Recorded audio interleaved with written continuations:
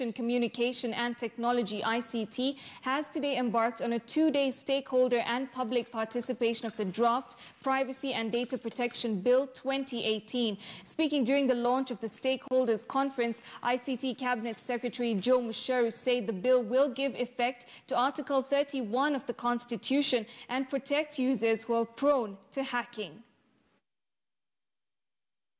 Under the proposed legal framework, those collecting data have various obligations, including the obligation to inform the person they are collecting data from about the data processing activities and specify the purposes for which data is to be used.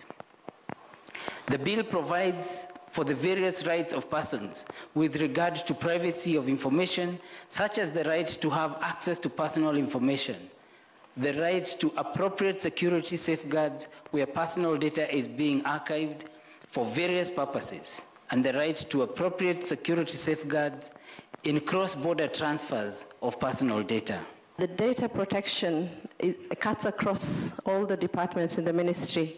So PS Jerome and I are both affected by this bill, and we will both be working very closely to ensure that personal and privacy laws are addressed and protected.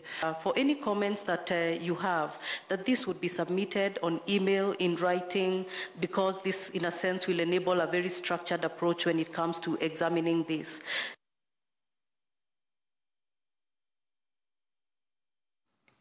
Now, Zedekiah